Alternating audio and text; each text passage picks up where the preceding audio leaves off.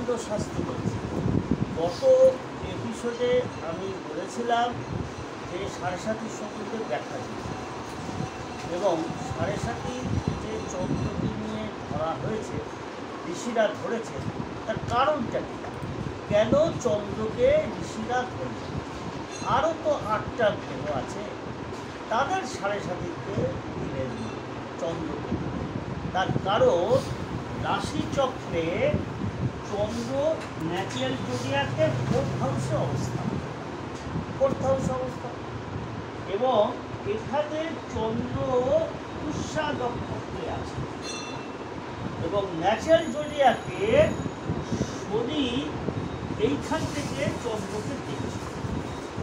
তাহলে চন্দ্র হচ্ছে মনের কারণ, মন বা মানসিকতার কারণ এবং এই চন্দ্র মনের কারণ গ্রহ বলে এই শনির সাড়ে সাতিতে মনের ওপর খুব এফেক্ট হয় এবং যেহেতু চন্দ্র পুষ্যা নক্ষত্রে আছে, শনির নক্ষত্র, এবং শনি ন্যাচারাল জোডিয়াকে 10th হাউসে বসে আছে, সুতরাং এই অর্থে চন্দ্রকে দেয়া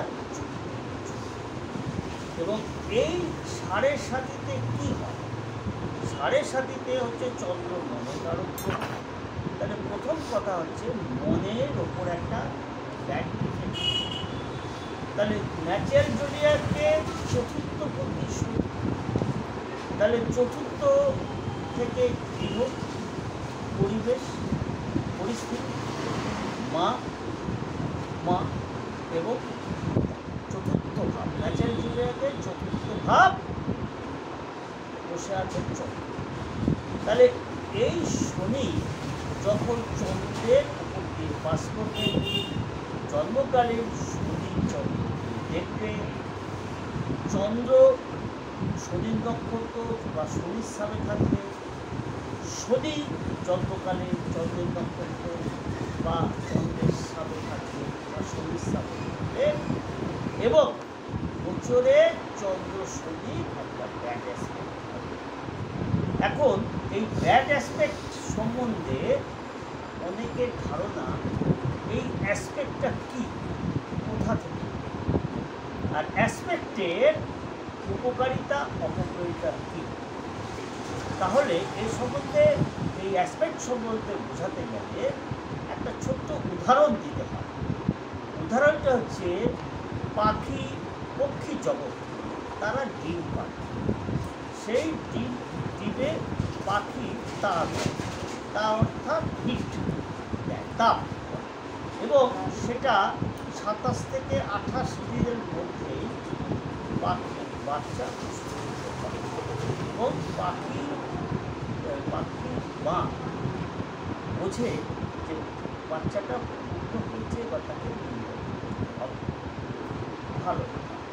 কিন্তু কচ্ছপ বা কুমির এরা জলে থাকে, ডিম পানি এবং কুমির এবং কচ্ছপ এরা চলতি কথায় বলে তার, তারা তার দেয় না। কিন্তু কুমির এবং কচ্ছপের ডিমের বাচ্চা, এটা কি করে সম্ভব? তা দিল দান, বাচ্চা হল। জল থেকে কুমির এবং কচ্ছপ তারা দৃষ্টিতে ওই ডিমগুলোকে ফার্টিলাইজ করে, এখানে হলো দৃষ্টি। তাহলে চন্দ্র জন্মকালীন ছকে দৃষ্টি দেয়, দৃষ্টি থাকে, গোচরে যখন চন্দ্র তখনই এই সাড়ে সাতিটা হবে এবং এই সাড়ে সাতিটা যখন হবে, যদি জন্মকালীন যোগ থাকে তাহলে সাড়ে সাতিটা মারাত্মক হবে।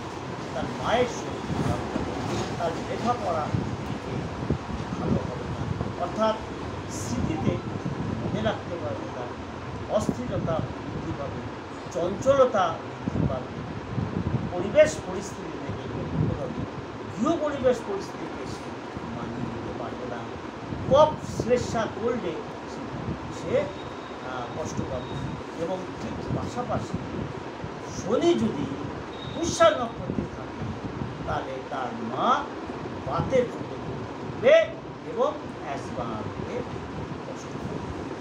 নমস্কার।